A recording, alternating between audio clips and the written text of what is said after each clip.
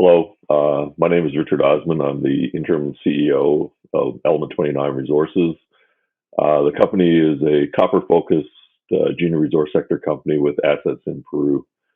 The company is listed on the TSX Venture Exchange as well as on the OTCQB exchange in the US. It also has DTC eligibility.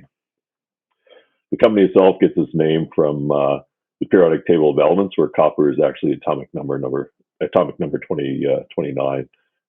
So indirectly, it sort of says it's a copper-focused company.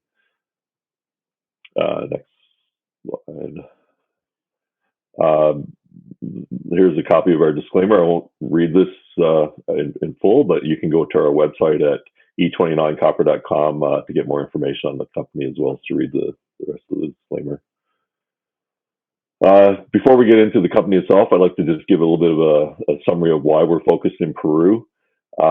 Mining makes up about 60% of Peru's exports and about 13% of its GDP. It's the second largest copper producer in the world, and it's also the second lowest copper producer globally. The diagram on the right was put together by CRU, and it sort of shows the cash costs for operating in 5 of the 6 largest copper producing countries in the world. And you can see actually Peru is considered the second lowest producing country out of those 6. The other thing that's really worth mentioning is that Peru is also very low cost in the way of exploration. The cost of holding ground in Peru is about $3 a hectare, which is probably one of the lowest, if not the lowest, in all of South America. And the other thing I would mention is that mines still are getting permitted in Peru, even though you hear lots of noise coming out on the political side. We are still seeing mines such as the Coriani deposit owned by Bear Creek just got recently permitted in December of last year. Getting into the company specifically, Element 29 was actually focused on 2 high-quality copper projects in Peru with excellent potential for growth, resource growth, and those projects are Flor de Cobre and located in southern Peru, as well as Elida, located about 200 kilometers north of Lima. Both projects have well mineralized copper intercepts from previous drilling, and I would say they're strategically very well located at low elevation and near infrastructure. We have a very experienced leadership team with lots of exploration experience in Peru, as well as operational experience in Peru. We have a very tight share structure of very supportive and strong and diverse shareholder base. And we're very much catalyst driven for our 2022 work plan, where we have initial resource estimates and engineering studies planning to be completed at Elida. And we also have some historical resources that we're looking to validate at our Flor de Cobre project. On the leadership side, I won't go into this in too much detail. I would probably like to highlight Paul Johnson, who's our VP of Exploration. Paul was the regional chief geoscientist for all of South America with Teck Resources.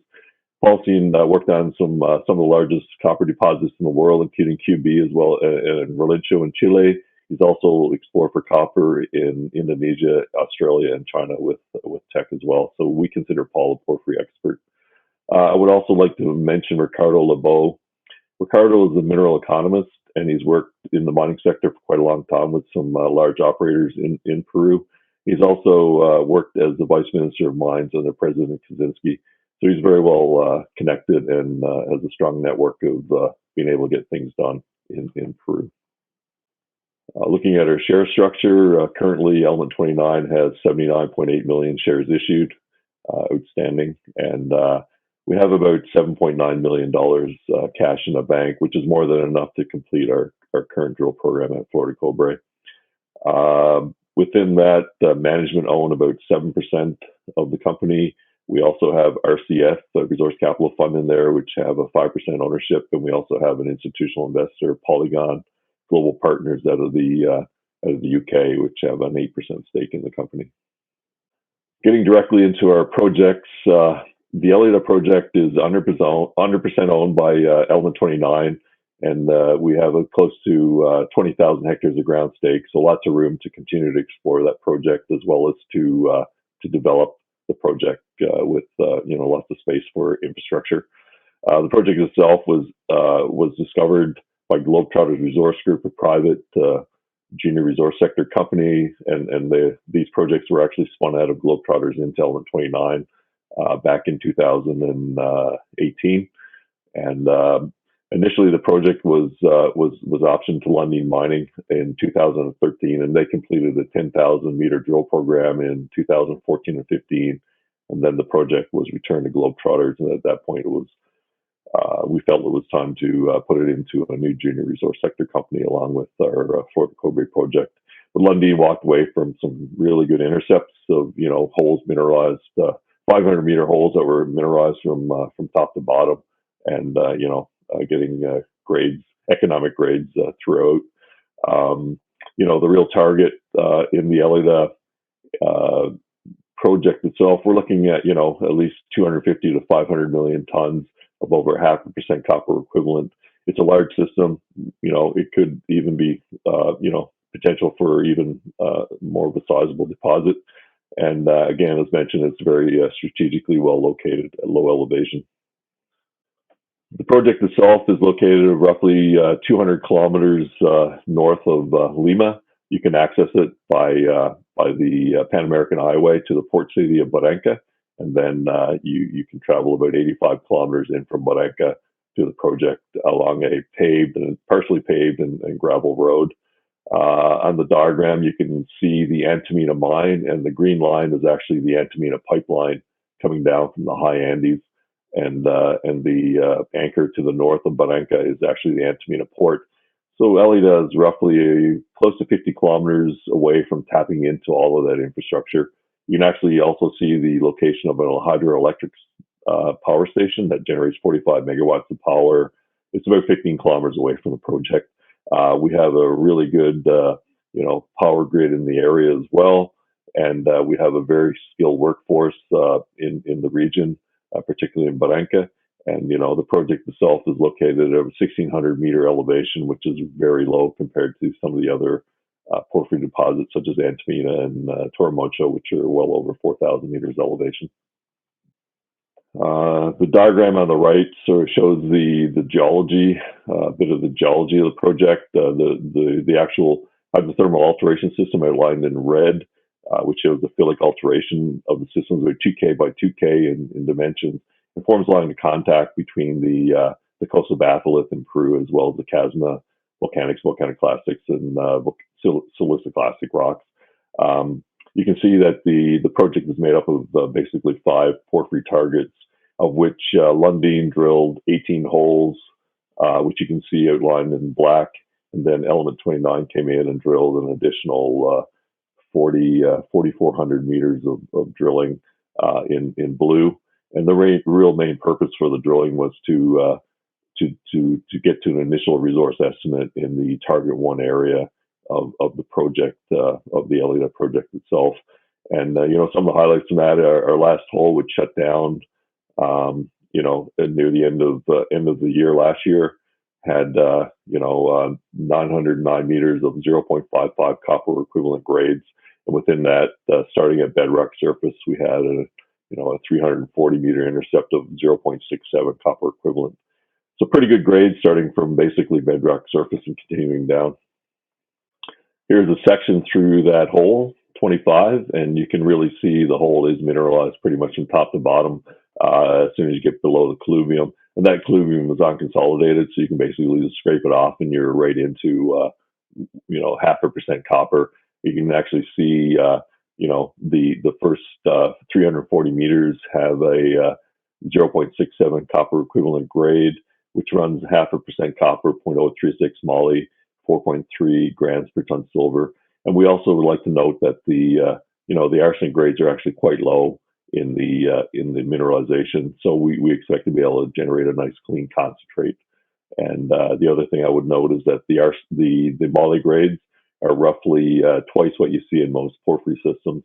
So if you have to put in place a moly circuit, then you should get really good recoveries, and probably double what you'd expect from most typical porphyry systems. Moving on to the Flor de Cobre project. This project is made up really of 2 porphyry centers, one called Candelaria, which is a 127 hectare piece of ground that was acquired by Globetrotters from a private Peruvian mining company that's family run. This project was actually acquired from the family back in 2016 or 17, somewhere in there. And the project was actually drilled back in the mid 90s by a junior called Rio Amarillo, who optioned the project to Phelps Dodge. And they outlined a 57.4 million ton resource of 0.67% copper as a supergene enrichment blanket, which means that it's a leachable copper resource. That's pretty exciting in that, there are very, very few of these left in the world that haven't been explored and mined and developed and mined. What's really neat is we've actually just started drilling on this project, and some of the holes we're going to be following up to validate. We need to validate that resource because it was done back in mid 90s to get it to a 43-101 compliant level.